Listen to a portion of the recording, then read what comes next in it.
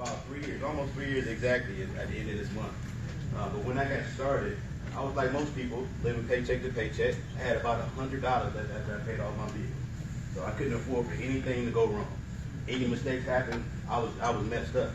So I had been praying. I said, okay, I need to do something. I either need to get a better first job or I need to get a second job. And I had just came off of working 2 jobs for 7 years. And I said, well, no, I can't do that again. So just like somebody said, I think yesterday, I was being nosy on Facebook and found these cash flow signs. Seeing some people up with these cash flow signs. I said, well, what's going on here?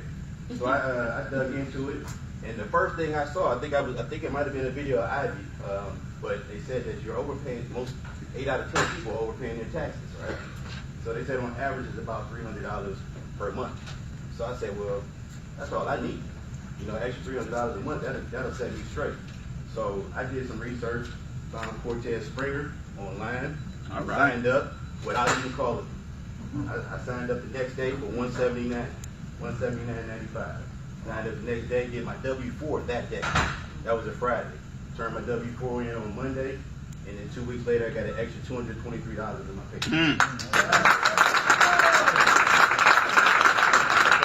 $446 a month, so I'm good now. I just needed $300. I got $446. I keep on moving. I go to the next strategy. I start paying off my debt. Paid off 3 credit cards in 5 months. All right. Credit score went up 100 points. 5 months later, I continued paying off credit cards and cleaning up my credit. In a matter of 10 months, my credit score went from 546 to 754.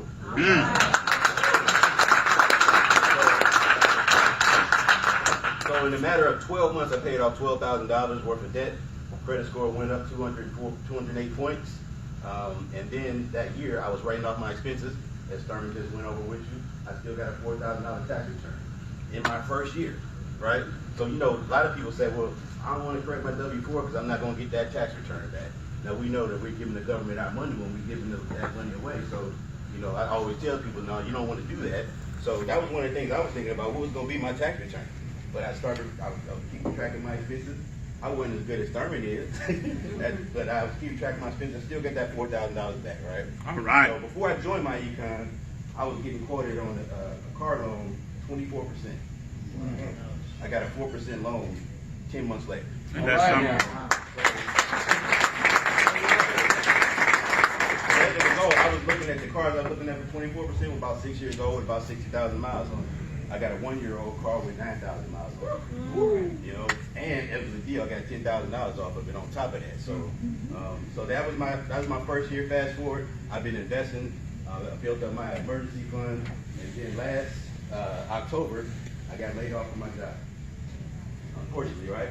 Now that was the happiest day of my life. So I got laid off, but I had my emergency fund, had investments, and so I didn't blink. So 7 months later, I actually will be going back to work at the end of this month. But one thing about having an emergency fund is when emergencies happen, if you get laid off, you're not stressed out. Right. You know, so I had 4 months of income saved up, and then I was getting unemployment, but I didn't blink. I only applied for 4 jobs since I've been laid off. Now, don't tell nobody I'm supposed to apply for a job. I'm supposed to apply for a job every week.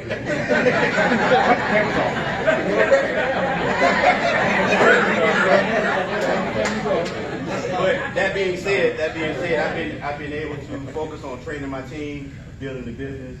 I've done a lot of creative things in that time by having that time off. And again, I wasn't stressed out.